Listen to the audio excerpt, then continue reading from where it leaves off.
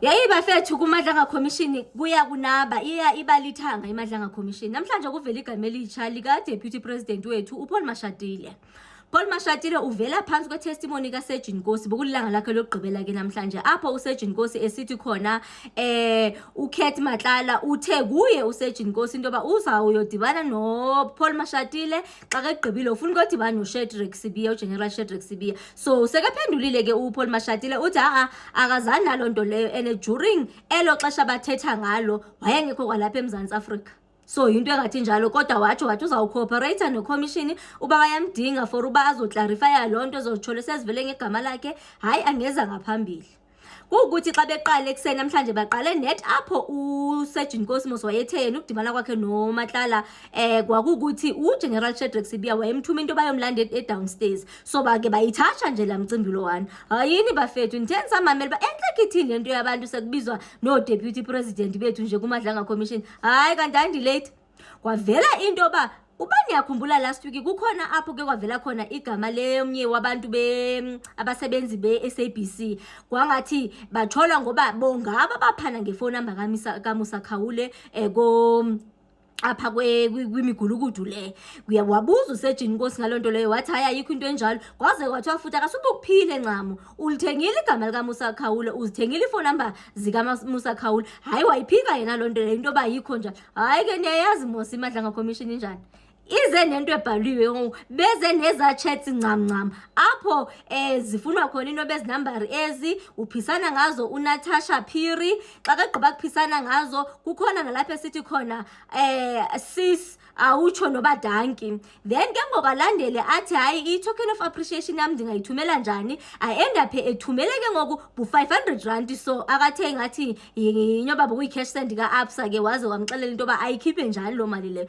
ifoni number zikaMusa Khawule zithengiswa nge-500 bafethu andiphelelanga ke apho so uthe nje buzwa nje kalonto wakhophoza umbona nje ba apha hayi impundu zingaphandle wabangatshonele into yoba hayi kodwa enye enhle kena ngoba bese kebonile into yoba ukhona rishiwe apha bese kerhalele nje ukuvuma ngespeed nje ngathi ngagqithwa ngespeed kule nto into yoba ingathetheki kakhulu because even uNatasha izamfaka engxakini ke lonto leyo hayi seyimfaka engxakini uNatasha already SABC seyidecide ukumsuspend unto uNatasha while bebhizi ngezi investigations including la mali le uba kwakuzimali zantoni zona ezo ezame ukuyiphika ke phofu uSejin Nkosi kodwa eyiphika nje eyivuma ngoba necommissioners ezampressa into yoba awukwazi kaloko into yoba uthi awuyazi ncamba le 500 bokuye yani wayivuma but igqotha lakhe langenelela ngespeed because noma bese berealize ba konje apha kukuzi implicate but ke yena emagama akhe uchilo on record apho eyivuma khona into yoba hayi unayi 500 akayinikeza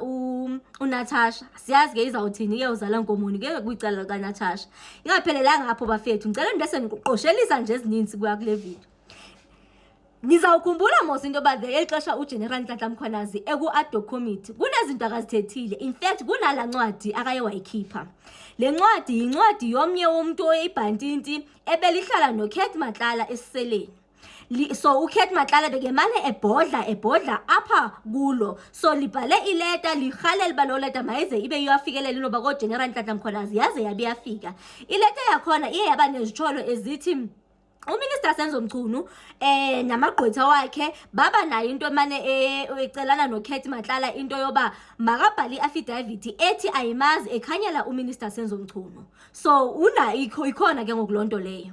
Number 2 yangaphelela lapho lo leta leyo yafaka namanye amagama even noGaten Mackenzie kwavezwa ngongathi ngabantu abanobudlelwane bokwenza nedakamizwa into nje ngathi njalo ebibhalo ke la leta le leta bakhethile bafethu because xa boyijonga la leta bebaleka bathi paragraph 1 kuskitshwe kuye kwenye paragraph lizibuka kanti leta kutheni le leta kungeziwa nayo kahle hayi ke bafethu sesiya understand akutheni le leta ifihlwa le leta ifihlwa ngoba kukhona nalapho ithetha khona ngemicimbi eclassified apho ithetha khona ngemicimbi onokwenza nephalaphala so enye yabantu bakwazile into yoba mabayifumane la leta, ileta ephelele apho isitsho khona into yoba ubani indlela ihamba ngama-paragraph. Paragraph 1 paragraph ikhona no-11 nje.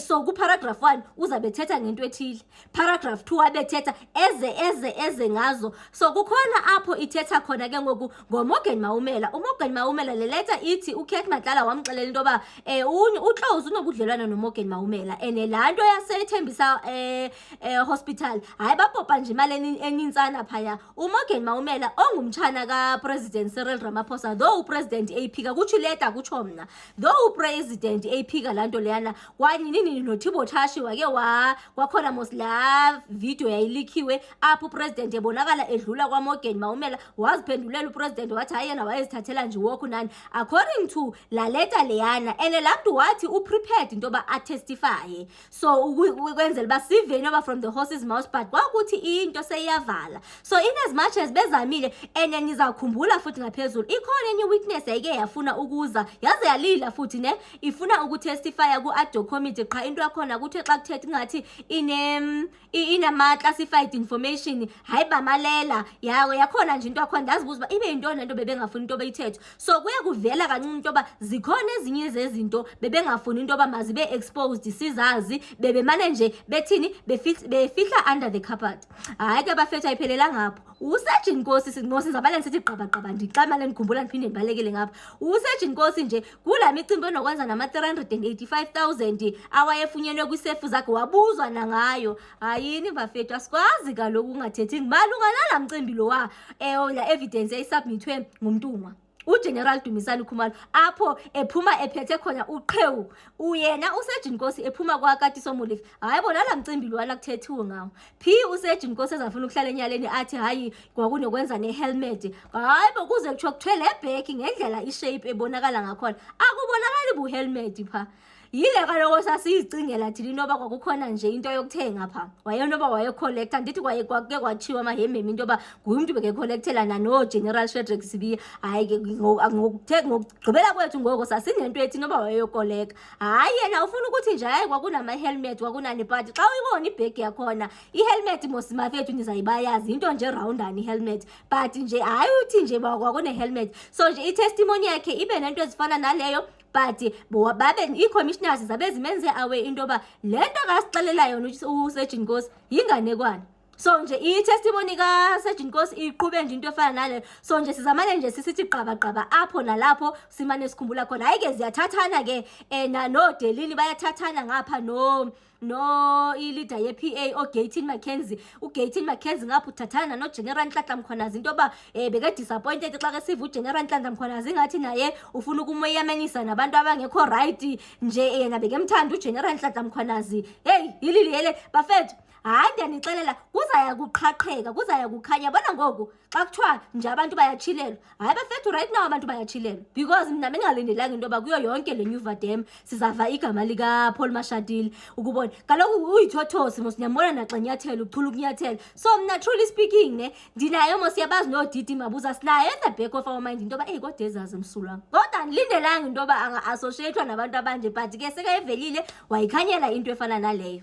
Asiyazi ke into yoba izawuthini izazala nkomone, because sisalindela into yoba kusezaza ezinye i-witness nazo zizotsho into yoba ubani wenza ntoni phi xa kwakutheni.